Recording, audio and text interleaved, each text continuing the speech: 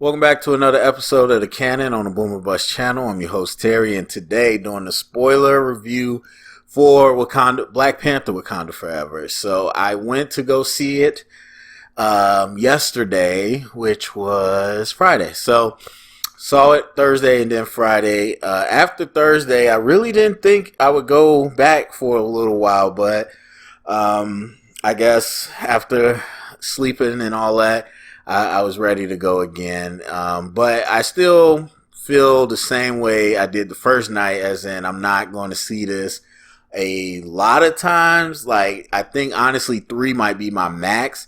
Like, right now I'm pretty good. I don't really see myself feeling like I need to go back. Maybe if I'm going with like some people that haven't seen it or something. But as of right now, I think 2 was good enough for me. It's just, it's not the same movie at all as the first Black Panther, and I guess we'll have to start there.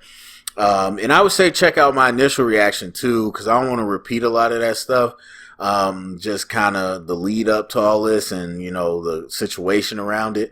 But I will say one of the things that I think about when reflecting on this movie, unfortunately, out of our, anyone's control, this movie is completely different than the first one.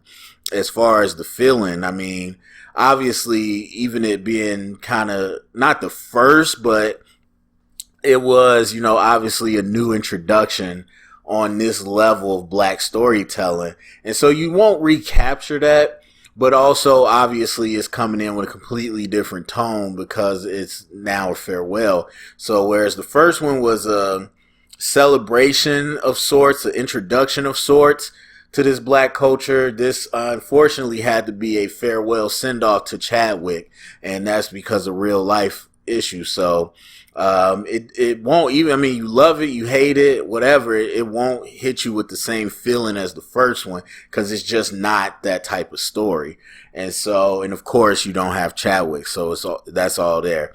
But I think one of the best ways to do this is probably to go character by character. Like I said, since I did my initial reaction, you can check that out.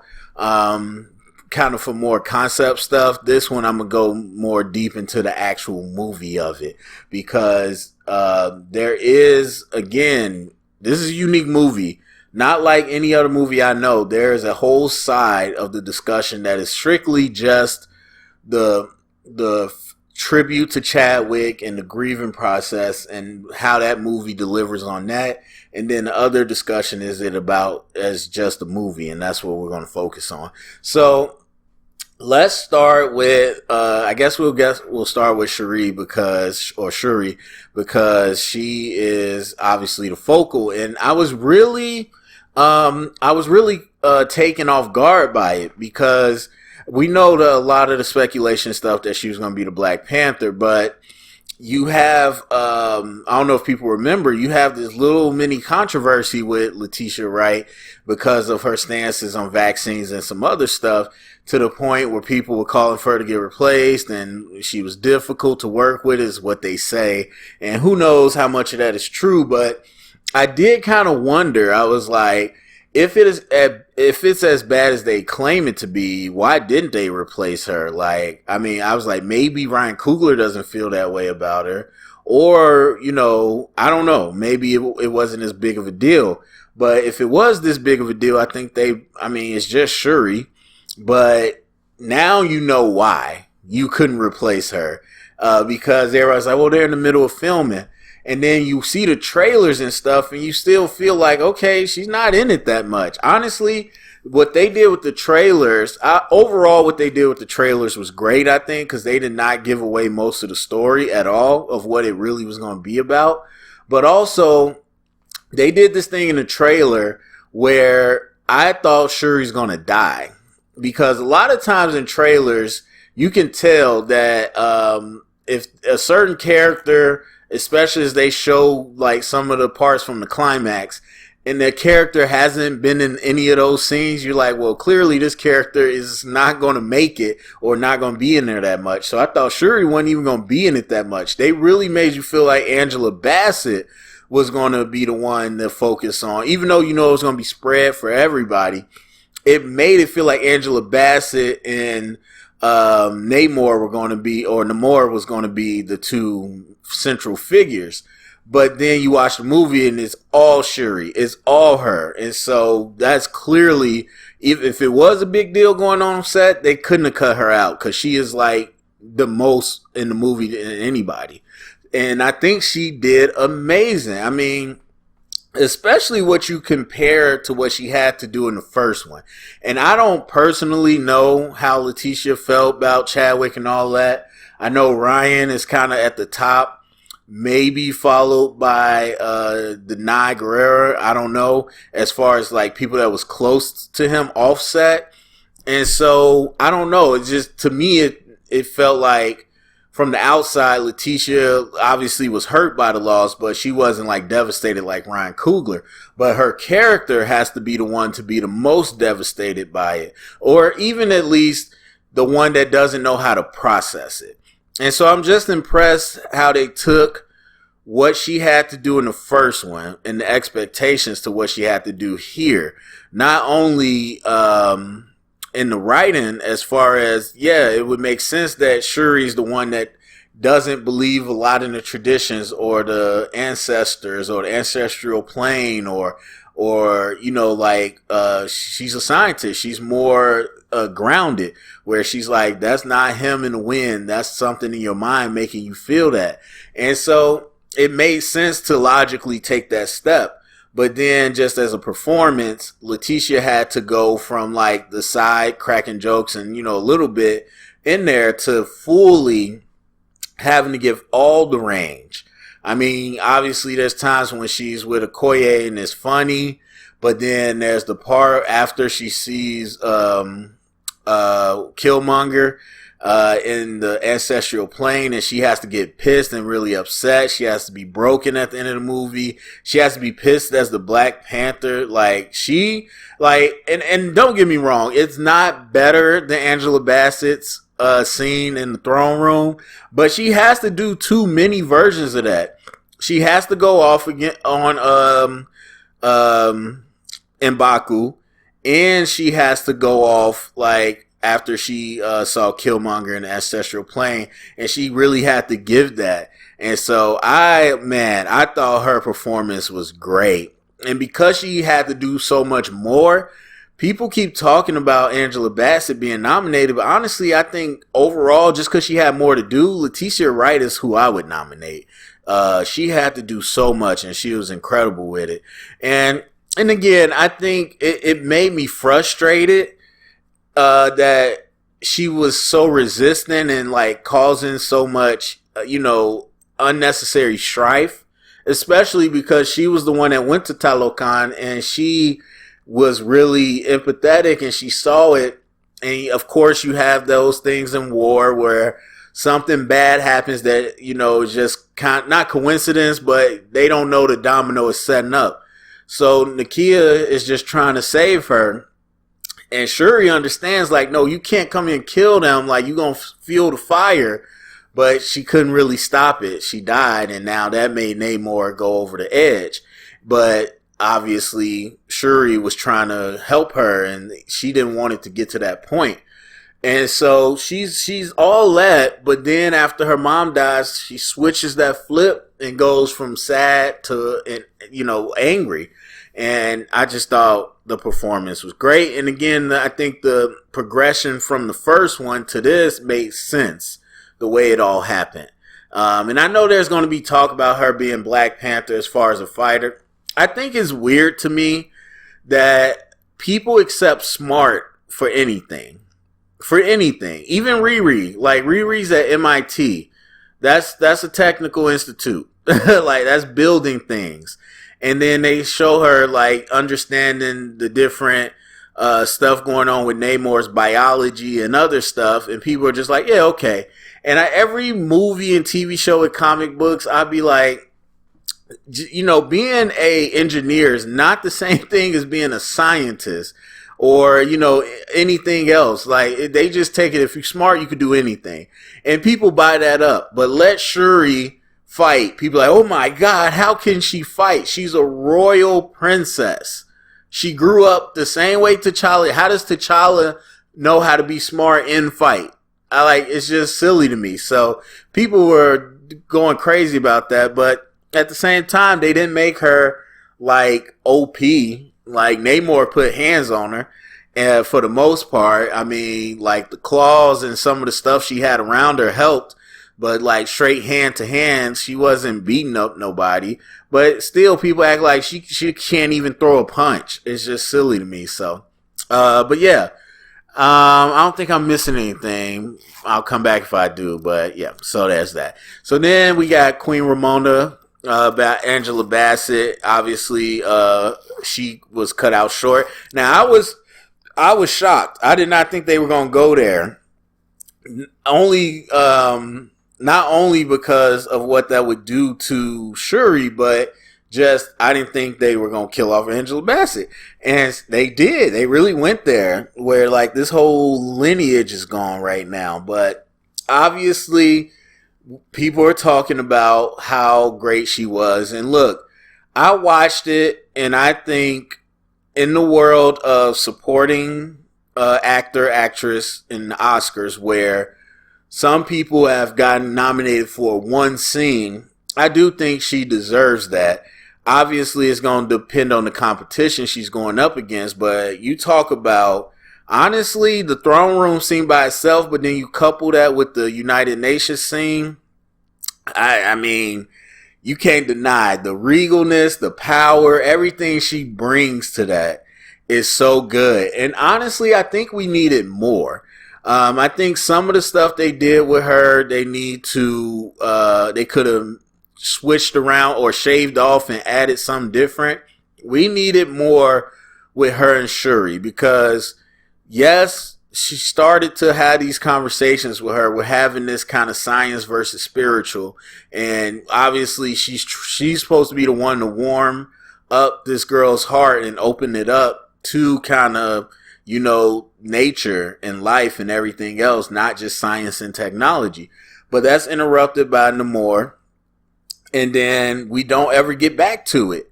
And by the time they reunite, very shortly after, Angela dies. And so when we get to the end part and she sees this glimpse of her mother, it's so short to me. It's not enough. I really think we needed more moments with her and Shuri. But as far as what she was supposed to do, it was great.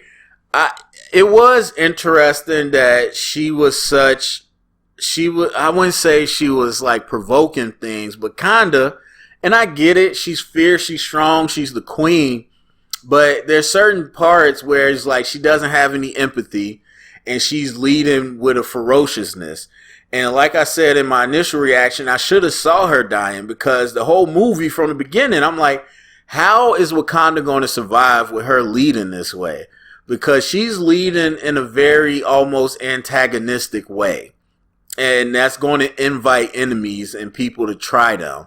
And so I was wondering like where the switch would be, but the switch was she ended up dying and Shuri had to take over. So I should have saw it coming, but leading up to that point, like even with Okoye, she's just fierce with everybody.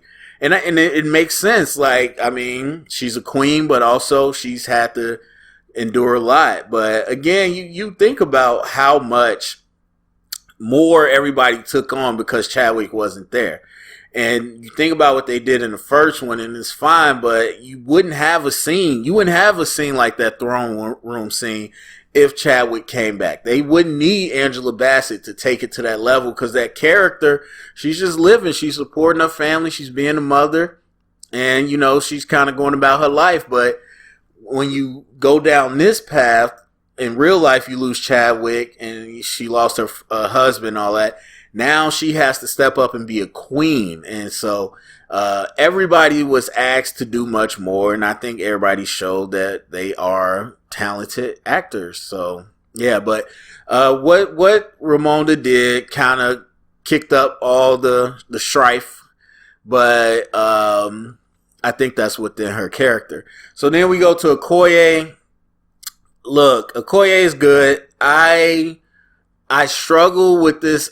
Not even with the idea that she got dismissed, because again, that scene was great. I do think it was an overreaction by the queen, but also the queen is at that place. And she made some good points about how, like, again, they didn't just forget about the last one. They connected the dots. Like, y'all all supported Killmonger and just left me out to rot. And so she did her thing. I just wish they would have followed up on that more. Or at least when Shuri came back, that she made her general again or something. I think it was, again, this movie has a lot going on. It's a good idea, but they didn't have the time to explore it. So I kind of wish they didn't go that route, or at least wrapped it up quickly. And so, and that's nothing on, that's not on her fault. It's just what they chose to do with her character.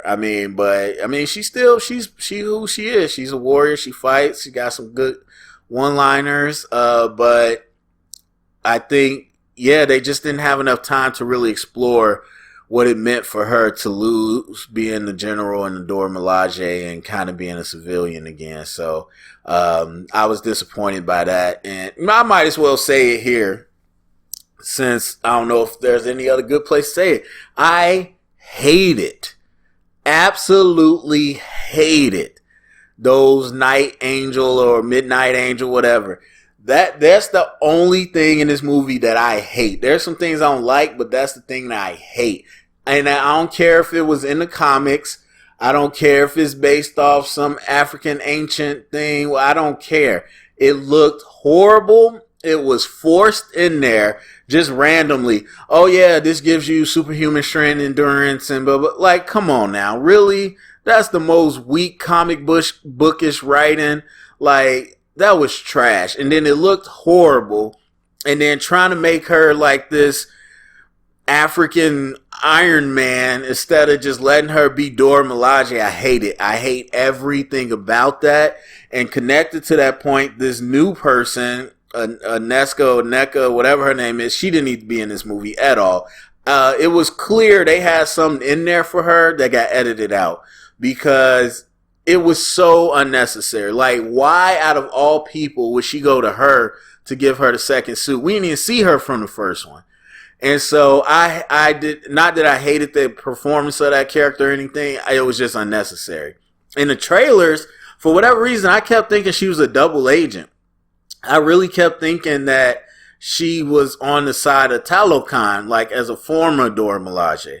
And I guess I just had that expectation in my head. But even outside of the expectation, they just didn't do nothing with the character. Like, again, you see the connection with the other Dora Milaje. I don't know. So they're a lesbian couple.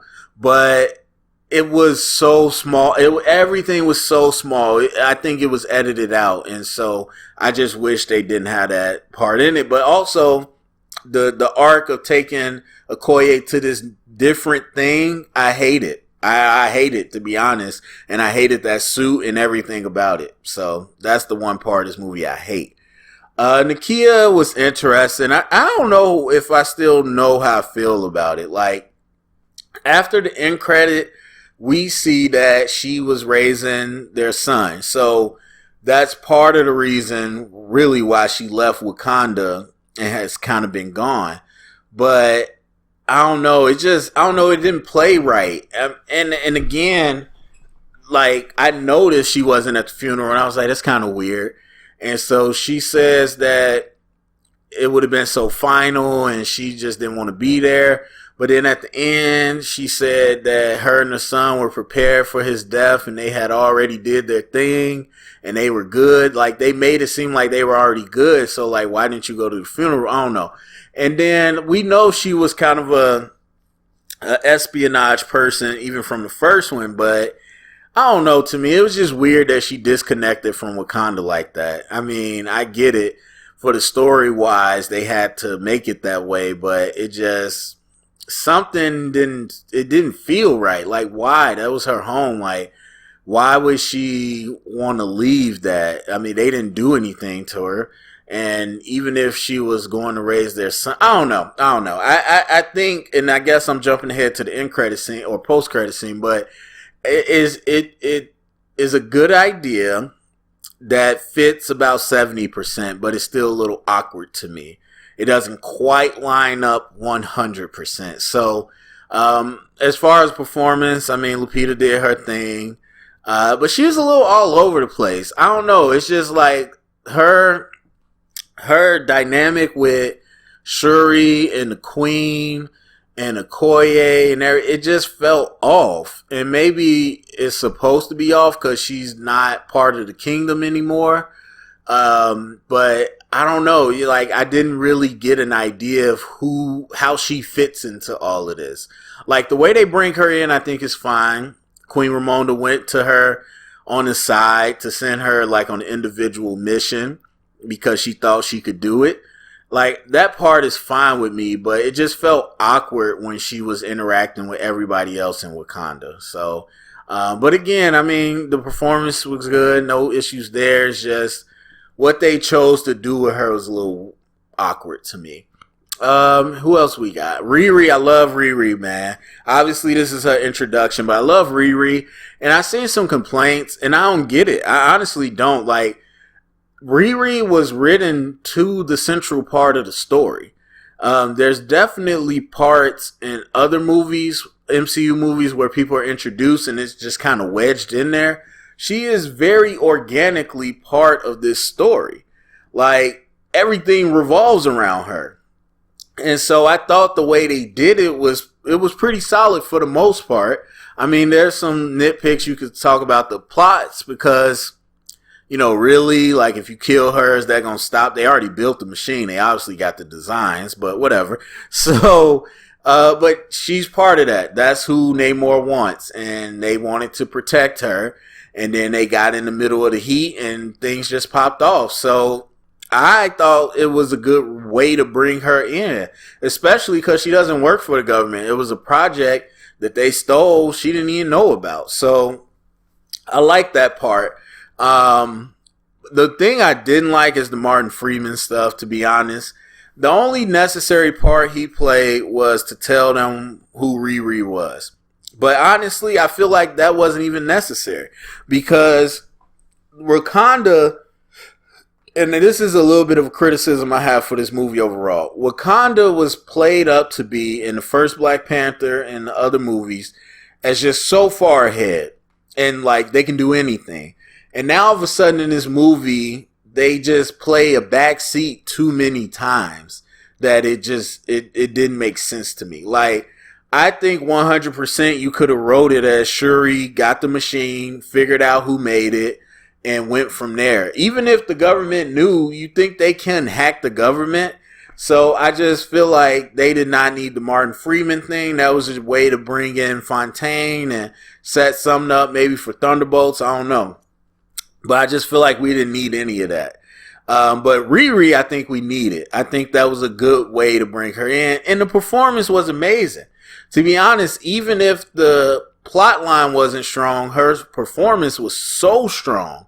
And I have my little Chicago bias, but overall, I think she just did great. I don't know who wouldn't like her. Like, her comedy obviously added to the movie, but it was so natural. It was so natural. And, so for me, I thought it was an excellent addition. And I didn't really have any issue with it, except the suit. I thought the suit looked horrible. Again, I don't know much about the comics. I just know the very broad, synopsis of her.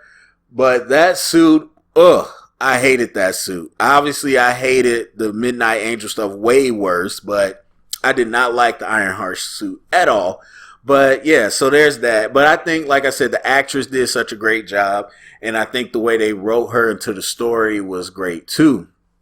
And so I'm trying to think, obviously you got Namor and everybody. So, I mean, Namor I thought was handled really well. I just love that whole part of it. To be honest with you, I think there's something so big of Ryan Coogler to put on for a brown culture, and that's not just the same way that Black Panther isn't representative of every single black person.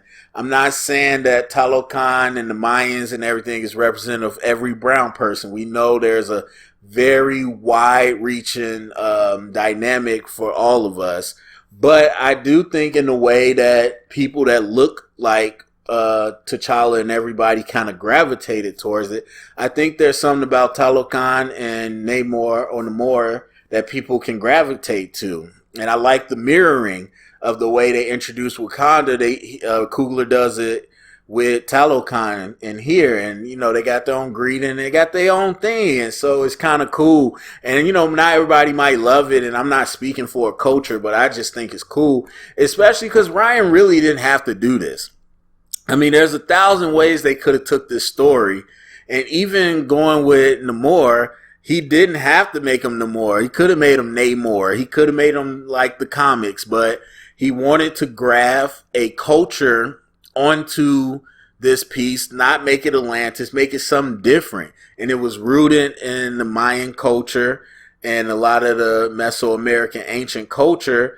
And he wanted to put on for those people. And then obviously he hired all these actors that are brown to, come in and bring this to life while tapping into something that is theirs. The same way that a lot of these American and British actors who aren't from Africa came into Wakanda, or in the first Black Panther, they had to breathe it into Wakanda, into a culture that's not theirs either. And so, or it's theirs, but it's, it's foreign to them. And so I thought it was just really cool. I mean, even from the first Comic-Con panel, to see the brown cast with the black cast, and I was wondering, how he was going to deal with it, and I think the motivations make sense to an extent. I think the whole Namor wanting to rage war against the whole surface world was a little weird, because it was just like you would make yourself the enemy of the whole entire world. And while your army might be better than Wakanda's, even though I still question that, you're not better than the whole entire world. People aren't going to sit by and watch you attack country by country. They're going to fight you. And so what's the end game here? So that kind of threw me off a little bit. But his motivation of, where they come from and how they got there, in the same way that the Wakanda was, like, They protected themselves from colonization and infiltration and all that. And he wanted to keep it that way. And he wanted to be on the offensive. But at least, like I said, the motivation kind of tells you why it necessitates to struggle with Wakanda, kind of, sort of. I still think he went a little overboard, but yeah. And so we do have black and brown people in conflict, but the central theme at the end of it is that there's a lot more alike than it is different, and that we're stronger together than we are apart. And, subtle themes in there, but I like that. I like Coogler putting that consciousness into the movie. So, yeah, I mean, M'Baku, which honestly he wasn't in a lot. I didn't love what they did with M'Baku, to be honest with you. Didn't love what they did with M'Baku. I didn't see him as a joke in the first one. I really didn't. And I guess maybe some people did, but I just didn't see him as a joke. And honestly, he's a villain to Black Panther in the comics. And they switched it up a little bit with the first one, made him kind of a, loose ally. And then Infinity War happened, Endgame and all that. So they're tighter. I get it. But yeah, they did just kind of make him comic relief for the most part. And I don't know, man. It's hard because I don't know what to say they should have done with him. Because obviously this is a lot more about the family and Okoye and Nakia. But I don't know. I don't know what they could have did with him differently. But I just feel like they could have did more. They could have did more. And I thought he just kind of came off like goofy. And, I don't know. Even when Shuri yelled at him and told him what he was going to do, I'm just like, I don't know. I wasn't in love. The performance wasn't bad. I wasn't in love with what they chose to do with him. So yeah, overall, I really liked the movie. I do think it's too long, and there's some stuff that could have been edited out, or they could have focused on other stuff and kept this link. They tried to do a lot of different things in this movie. There is the, discussion of infiltration and trying to take people's resources and all that. There's the discussion of black and brown. There's discussion of, protecting our loved ones and what that justifies us doing. There's the discussion of, the technology and science versus the spiritual.